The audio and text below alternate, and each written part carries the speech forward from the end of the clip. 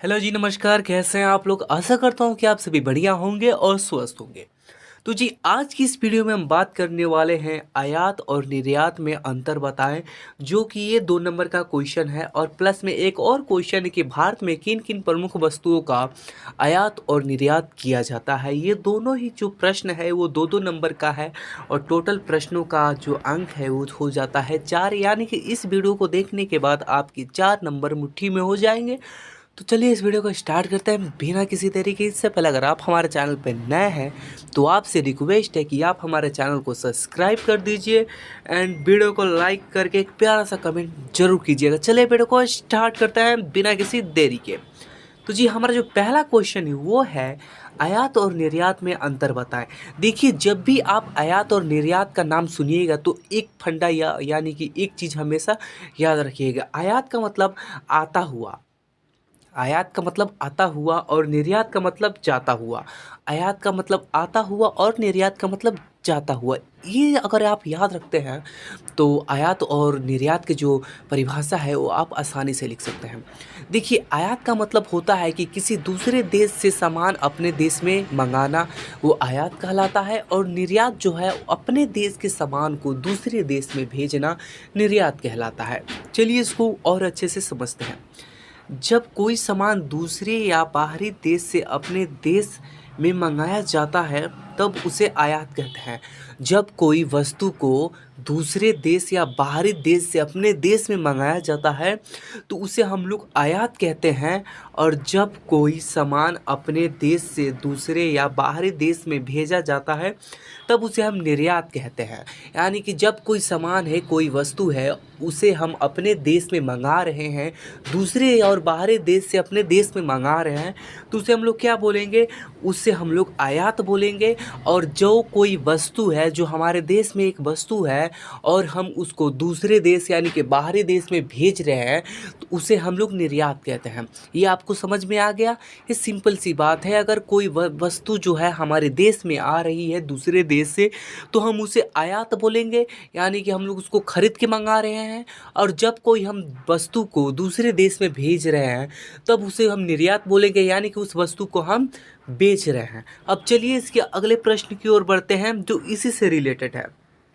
इसका अगला जो प्रश्न है वो है कि भारत में निर्यात एवं आयात वाली प्रमुख वस्तुएं, यानी कि भारत में जो निर्यात और आयात होने वाली प्रमुख वस्तुएं कौन कौन सी है, इसको आपको बताना है इस प्रश्न के माध्यम से।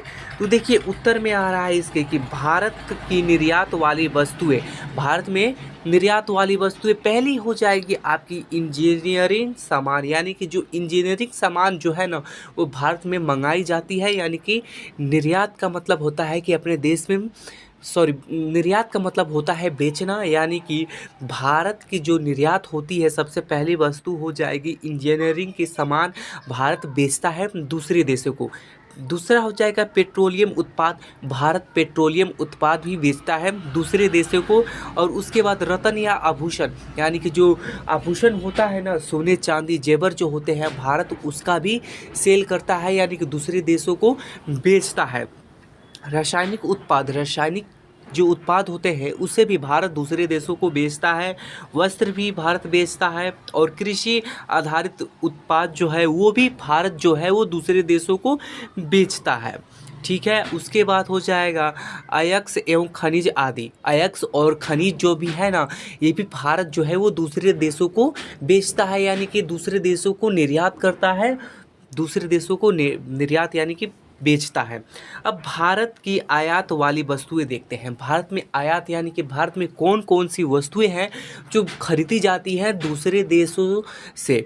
तो पहला हो जाएगा पेट्रोलियम एवं पेट्रोलियम उत्पाद। देखिए, भारत जो है ना वो सबसे बड़ा किसी मतलब सबसे ज़्यादा किसी का आयात करता है तो वो हो जाएगा पेट्रोलियम। पेट्रोलियम जो है वो भारत सबसे अधिक खरीदता है और किसी सामान के मुताबिक।